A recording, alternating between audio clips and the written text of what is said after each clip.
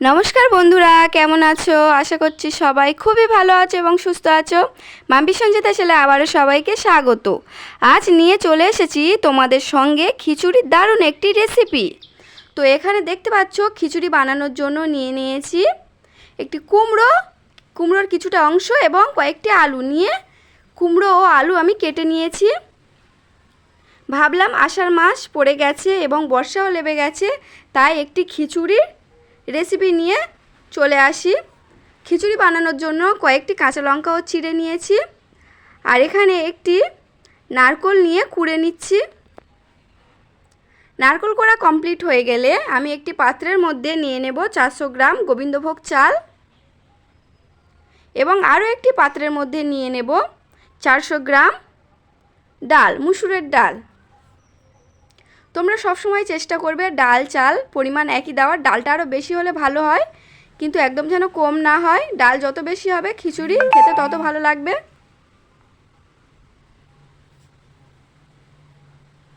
এরপর চাল ও ডালটা ভালোভাবে ধুয়ে পরিষ্কার করে নেব।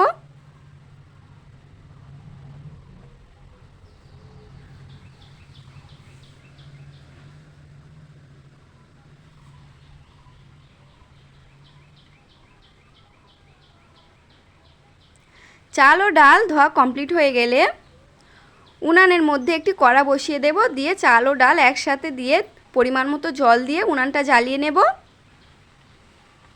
আমার এখানে যেহেতু চাল ও ডালের পরিমাণ বেশি, আমি এখানে একটি বড় কড়ার ব্যবহার করছি। আমাদের বাড়িতে খিচুড়ি হলে খিচুড়ি সবাই খেতে খুবই ভালোবাসে, তাই খিচুড়ির পরিমাণটা একটু বেশি করে বানাতে হয়। এরপর আরেকটি শিলনোড়া নিয়ে চলে এসেছি। শিলনোড়ায় মশলার জন্য বেটে নেব প্রথমে আদা বাটা কমপ্লিট হয়ে গেলে বেটে নেব ধনিয়া, এরপর বেটে নেব জিরে। একে একে আমার আদা, ধনিয়া ও জিরে বাটা কমপ্লিট হয়ে গেছে।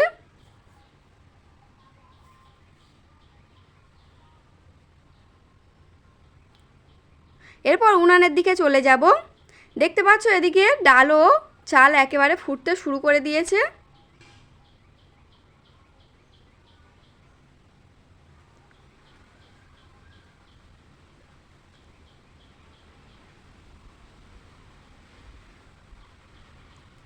ডাল ও চাল এখানে ভালো মতোই ফুটতে শুরু করেছে এবং বাড়তেও শুরু করেছে। পরে হয়তো আমার জলও লাগবে। এখানে দেখতে পাচ্ছ চাল ও ডাল বাড়তে বাড়তে দ্বিগুণ হয়ে যাচ্ছে। আমি এখানে কাঠের উনুনে রান্না করছি, তোমরা পারলে কাঠের উনুনে করবে। কাঠের উনুনে রান্না করলে খেতে খুবই ভালো লাগে, তার স্বাদ দ্বিগুণ হয়ে যায় বন্ধুরা। আর যদি না কাঠের উনুনের ব্যবস্থা থাকে তাহলে তোমরা গ্যাসে বা যার যেমন ব্যবস্থা আছে সে তেমনভাবে করবে। এরপর আরও একটি কড়া বসিয়ে দেব। কড়ার মধ্যে কিছুটা পরিমাণ তেল ছিল, ওর মধ্যে আরও কিছুটা তেল দিয়ে দেব। তেল দিয়ে নিয়ে ফোড়ন হিসাবে দিয়ে দেব উপর দিয়ে কয়েকটি তেজপাতা এবং কয়েকটি শুকনো লঙ্কা দিয়ে দেব। দিয়ে ভালোভাবে নাড়াচাড়া শুরু করে দেব। এরপর উপর দিয়ে দেব আলু, কেটে রাখা আলুগুলো। আমাদের এখানে কয়েকদিন প্রচণ্ড হারে বৃষ্টি হচ্ছে বন্ধুরা, আর এই বৃষ্টির দিনে খিচুড়ি খেতে প্রত্যেকের খুবই ভালো লাগে। তোমাদের ওখানে বৃষ্টি হচ্ছে কিনা অবশ্যই করে জানাবে। এরপর কেটে রাখা কুমড়োগুলোও দিয়ে দেব। তোমরা হয়তো শুনতেও পাচ্ছ এখানে ঝড় ও বৃষ্টি খুব হচ্ছে।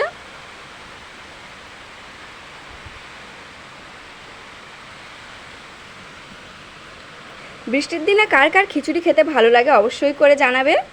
এরপর দিয়ে দেব পরিমাণ মতো লবণ,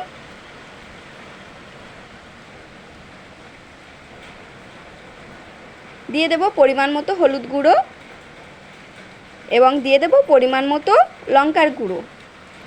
দিয়ে ভালোভাবে আলু ও কুমড়োটাকে কষতে থাকবো।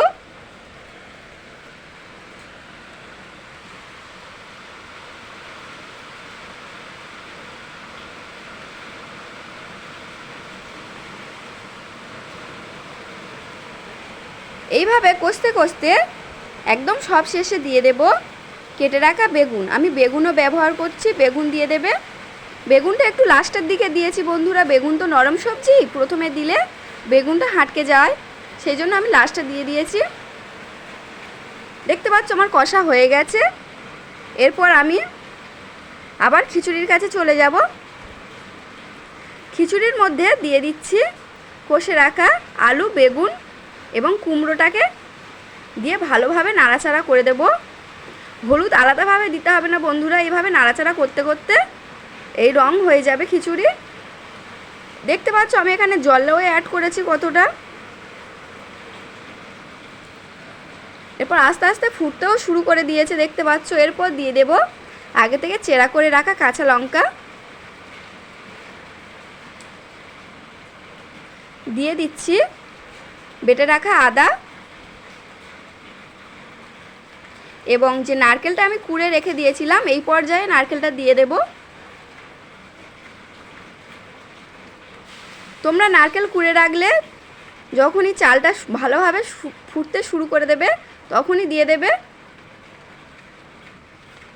এরপর ভালোভাবে শুধু নাড়তে হবে বন্ধুরা, যাতে তলা না ধরে যায়। ঘন ঘন নাড়তে হবে আর খুবই সাবধানে নাড়তে হবে, এই সময় খিচুড়িটা ঠিকরে গায়ে এসে পড়ে।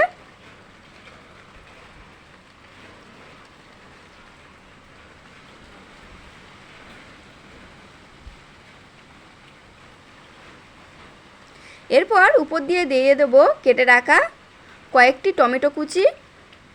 আমি এখানে একটা টমেটো কেটে নিয়েছিলাম, তোমরা চাইলে দুটোও টমেটো দিতে পারো।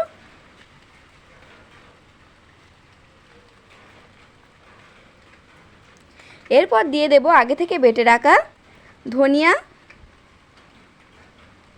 এবং বেটে রাখা জিরে।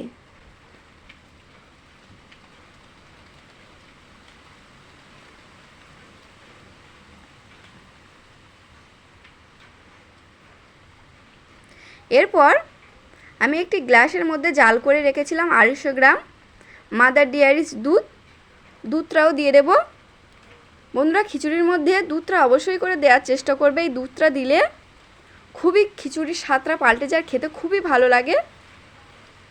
এরপর স্বাদ হওয়ার জন্য দিয়ে দেবো ওপর দিয়ে চিনি। চিনির পরিমাণটা তোমরা যে যেমন খেতে ভালোবাসবে তেমন দিয়ে দেবে।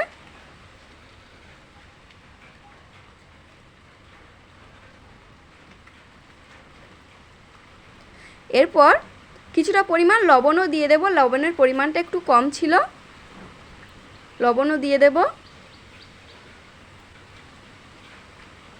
দেখতে পাচ্ছ খিচুড়ি প্রায় কমপ্লিট হয়ে এসছে।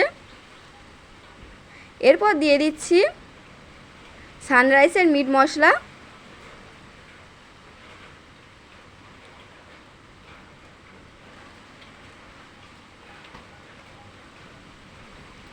আর বন্ধুরা অফ ক্যামেরায় আমি একটু ঘি দিয়ে দিয়েছিলাম, সেটা ক্যামেরা করতে একদমই ভুলে গেছি। তোমরা একটু চাইলে পারলে ঘি দিয়ে দেবে থাকলে, আর না চাইলে নাও দিতে পারো।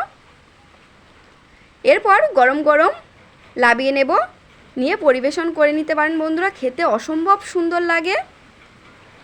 আর বাচ্চা থেকে বয়স্ক তো সবাই খেতে খুবই পছন্দ করবে। আমাদের বাড়িতে খিচুড়ি হলে এইভাবেই বানায়, আর গোবিন্দভোগ চাল দিয়েই বানায়, আর সবাই খেতে খুবই পছন্দ করে বলে আমাদের অনেকটা করে বানানো হয়। আর খিচুড়ির জন্য এখানে নিয়ে নিয়েছি একটি শসা এবং একটি পেঁয়াজ ও কাঁচা লঙ্কা, মাছ ভাজা, পটল ভাজা এবং পাঁপড় ভাজা। তোমরা চাইলে ডিমও ভেজে নিতে পারো এর সাথে, যে যেমনভাবে খেতে পারো। খেতে অসম্ভব সুন্দর লাগে বন্ধুরা। আর ভিডিওটা যারা নতুন দেখছো অবশ্যই করে একটি লাইক, কমেন্ট, শেয়ার করে দেবে, আর দয়া করে চ্যানেলটির পাশে থাকবে। আর ভিডিওটা ফুল দেখার চেষ্টা করবে বন্ধুরা, ফুল ওয়াচ টাইম করার চেষ্টা করবে। দেখতে পাচ্ছ কত সুন্দর হয়েছে খিচুড়িটা, খেতেও অসম্ভব সুন্দর হয়েছে। আর পুরনো বন্ধুদের জন্য অনেক ভালোবাসা রইল।